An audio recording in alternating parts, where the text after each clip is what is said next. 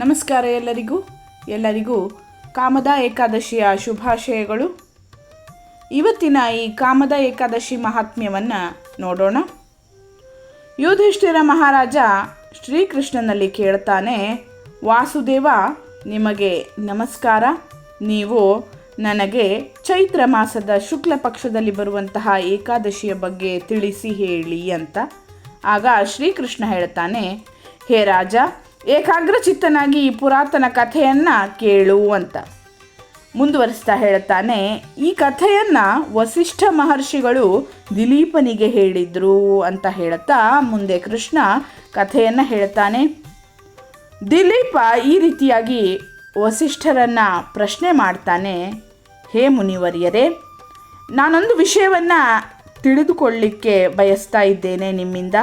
ಚೈತ್ರ ಮಾಸದ ಶುಕ್ಲ ಪಕ್ಷದ ಏಕಾದಶಿ ಯಾವುದು, ಅದರ ಮಹತ್ವವೇನು ಅಂತ ದಿಲೀಪ ಕೇಳುತ್ತಾನೆ.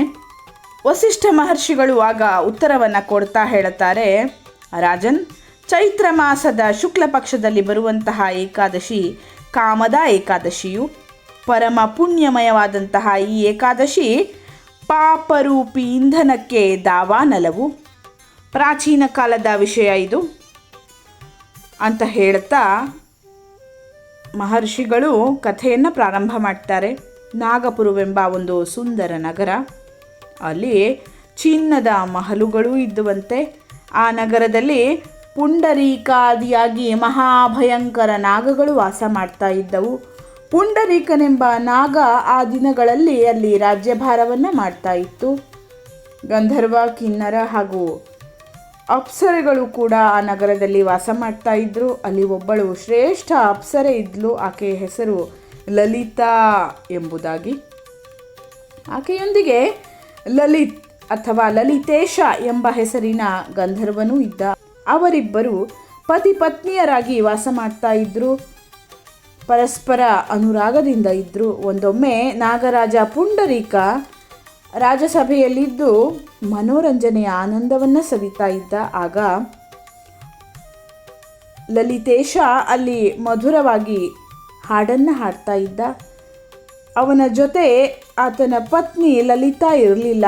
ಹಾಡ್ತಾ ಹಾಡ್ತಾ ಅವನಿಗೆ ಲಲಿತಾಳ ಸ್ಮರಣೆ ಬರ್ತದೆ. ಆದ್ದರಿಂದ ಅವನು ಹಾಡಿನ ಮಧ್ಯದಲ್ಲಿ ಹಾಡಿನ ಸಾಲಿನ ಗತಿ ಬದಲಾಗ್ತದೆ, ನಾಲಿಗೆ ಅದರ್ತದೆ. ಆಮೇಲೆ ಆ ಸಂದರ್ಭದಲ್ಲಿ ನಾಗಗಳಲ್ಲಿ ಶ್ರೇಷ್ಠನಾದಂತಹ ಕಾರ್ಕೋಟಕನಿಗೆ ಲಲಿತನ ಮನಸ್ಸಿನ ಸಂತಾಪ ಅರ್ಥ ಆಗ್ತದೆ. ಆದ್ದರಿಂದ ಆತ ಲಲಿತೇಶನಿಗೆ ಕಾಲುಗಳ ಗತಿಯನ್ನು ನಿಲ್ಲಿಸಲಿಕ್ಕೆ ಹಾಗೆಯೇ ಹಾಡಿನಲ್ಲಿ ಸ್ಥಿರತೆ ಇಲ್ಲ ಅಂತ ಹೇಳುತ್ತಾನೆ.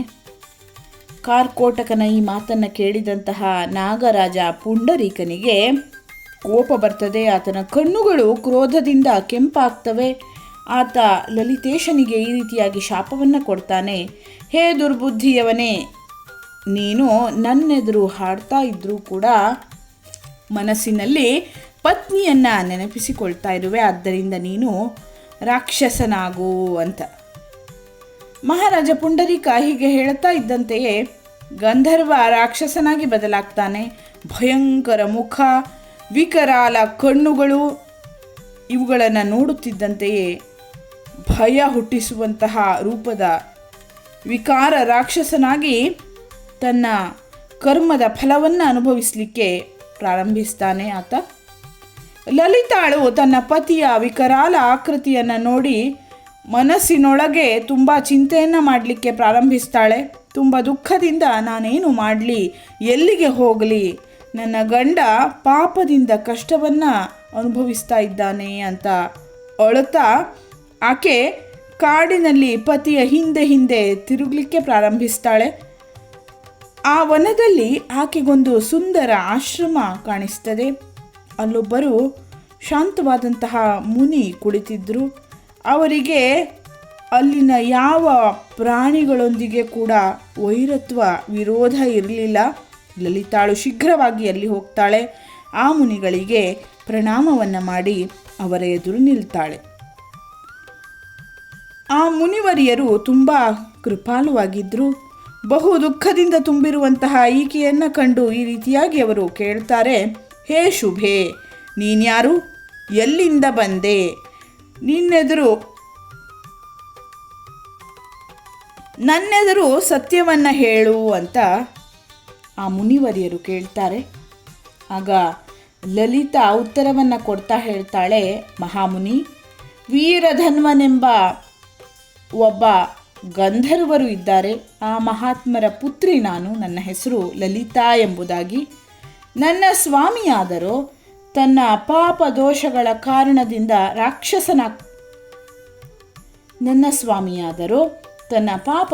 ಕಾರಣದಿಂದ ರಾಕ್ಷಸನಾದ.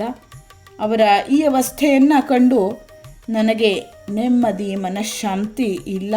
ಬ್ರಹ್ಮನ್, ಈಗ ನನ್ನ ಕರ್ತವ್ಯವನ್ನು ಹೇಳಿ. ಹೇ ವಿಪ್ರವರ, ಯಾವ ಪುಣ್ಯದಿಂದ ನನ್ನ ಗಂಡ ರಾಕ್ಷಸ ರೂಪದಿಂದ ಹೊರಗೆ ಬರ್ತಾರೋ ಅದರ ಉಪದೇಶವನ್ನು ಮಾಡಿ ಅಂತ ಲಲಿತೆ ಕೈ ಮುಗಿದು ಆ ಮುನಿವರಿಯರನ್ನು ಬೇಡಿಕೊಳ್ತಾಳೆ. ಆಗ ಆ ಋಷಿ ಈ ರೀತಿಯಾಗಿ ಹೇಳ್ತಾರೆ, ಭದ್ರೆ, ಈ ಸಮಯದಲ್ಲಿ ಚೈತ್ರ ಮಾಸದ ಶುಕ್ಲ ಪಕ್ಷದ ಕಾಮದ ಎಂಬ ಏಕಾದಶಿ ತಿಥಿ ಬರ್ತದೆ. ಅದು ಎಲ್ಲ ಪಾಪಗಳನ್ನು ನಾಶ ಮಾಡುವಂತಹದ್ದು, ಹಾಗೆಯೇ ಉತ್ತಮವೂ ಆಗಿದೆ. ನೀನು ವಿಧಿಪೂರ್ವಕವಾಗಿ ಅದರ ಆಚರಣೆಯನ್ನು ಮಾಡು. ಅದು ಪುಣ್ಯತಮವಾದದ್ದು. ಅದರ ಪುಣ್ಯವನ್ನು ನಿನ್ನ ಸ್ವಾಮಿಗೆ ಕೊಡು. ಆ ಪುಣ್ಯದಿಂದ ಅವರು ಕ್ಷಣದಲ್ಲಿ ಶಾಪದಿಂದ ಮುಕ್ತಿಯನ್ನು ಹೊಂದುತ್ತಾರೆ ಅಂತ ಆ ಮುನಿವರಿಯರು ಲಲಿತೆಗೆ ಹೇಳುತ್ತಾರೆ. ಮುಂದುವರಿಸ್ತಾ ವಸಿಷ್ಠ ಋಷಿ ದಿಲೀಪನಿಗೆ ಈ ರೀತಿಯಾಗಿ ಹೇಳ್ತಾನೆ, ಹೇ ರಾಜ, ಮುನಿಯ ಈ ಮಾತನ್ನು ಕೇಳಿದಂತಹ ಲಲಿತಾಳಿಗೆ ತುಂಬ ಖುಷಿ ಆಗ್ತದೆ. ಆಕೆ ಏಕಾದಶಿಯ ಉಪವಾಸವನ್ನು ಮಾಡಿ ದ್ವಾದಶಿಯ ದಿನ ಆ ಬ್ರಹ್ಮರ್ಷಿಯ ಸಮೀಪ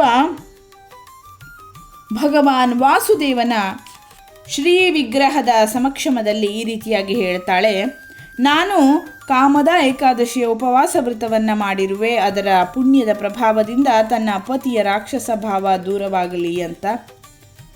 ವಸಿಷ್ಠರು ಮುಂದೆ ಹೇಳ್ತಾರೆ, ಲಲಿತೆ ಹೀಗೆ ಹೇಳಿದೊಡನೆಯೇ ಅವಳ ಪತಿ ಲಲಿತೇಶನ ಅಥವಾ ಲಲಿತ್ನ ಪಾಪ ದೂರವಾಗ್ತದೆ. ಆತ ದಿವ್ಯ ದೇಹವನ್ನು ಧಾರಣೆ ಮಾಡ್ತಾನೆ. ರಾಕ್ಷಸ ಭಾವ ನಾಶವಾಗ್ತದೆ. ಹಾಗೆಯೇ ಪುನಃ ಆತನಿಗೆ ಗಂಧರ್ವತ್ವದ ಪ್ರಾಪ್ತಿಯಾಗ್ತದೆ. ನೃಪಶ್ರೇಷ್ಠ, ಆ ಪತಿ ಪತ್ನಿಯರು ಕಾಮದ ಏಕಾದಶಿಯ ಪ್ರಭಾವದಿಂದ ಮೊದಲಿಗಿಂತಲೂ ಅಧಿಕ ಸುಂದರ ರೂಪವನ್ನು ಧಾರಣೆ ಮಾಡಿ ವಿಮಾನದಲ್ಲಿ ಕೂತು ಶೋಭಿಸ್ತಾ ಇದ್ರಂತೆ. ಈ ಏಕಾದಶಿ ವ್ರತವನ್ನು ಖಂಡಿತವಾಗಿ ಪಾಲನೆ ಮಾಡಬೇಕು. ನಾನು ಲೋಕದ ಜನರ ಹಿತಕ್ಕಾಗಿ ನಿನ್ನೆದುರು ಈ ವ್ರತದ ವರ್ಣನೆಯನ್ನು ಮಾಡಿರುವೆ. ಕಾಮದ ಏಕಾದಶಿ ಬ್ರಹ್ಮ ಹತ್ಯೆಯೇ ಮುಂತಾದ ಪಾಪಗಳನ್ನು, ಹಾಗೆಯೇ ಪಿಶಾಚತ್ವವೇ ಮುಂತಾದ ದೋಷಗಳನ್ನು ನಾಶ ಮಾಡುವಂತಹದ್ದಾಗಿದೆ ಅಂತ ವಸಿಷ್ಠರು ದಿಲೀಪನಿಗೆ ಹೇಳುತ್ತಾರೆ. ರಾಜನ್, ಇದನ್ನು ಓದುವುದರಿಂದ ಮತ್ತು ಕೇಳುವುದರಿಂದ ವಾಜಪೇಯ ಯಜ್ಞದ ಫಲ ಬರ್ತದೆ ಅಂತ ಅವರು ಹೇಳ್ತಾರೆ. ಇಲ್ಲಿಗೆ ಈ ರೀತಿಯಾಗಿತ್ತು ಇವತ್ತಿನ ಕಾಮದ ಏಕಾದಶಿಯ ವೃತ ಮಹಾತ್ಮೆ. ನಾವೆಲ್ಲ ಏಕಾದಶಿಯನ್ನು ಆಚರಿಸಿ ಅದರ ಮಹಾತ್ಮ್ಯವನ್ನು ಕೇಳಿ ಭಗವಾನ್ ವಿಷ್ಣುವಿನ ಕೃಪೆಗೆ ಪಾತ್ರರಾಗೋಣ. ಧನ್ಯವಾದಗಳು.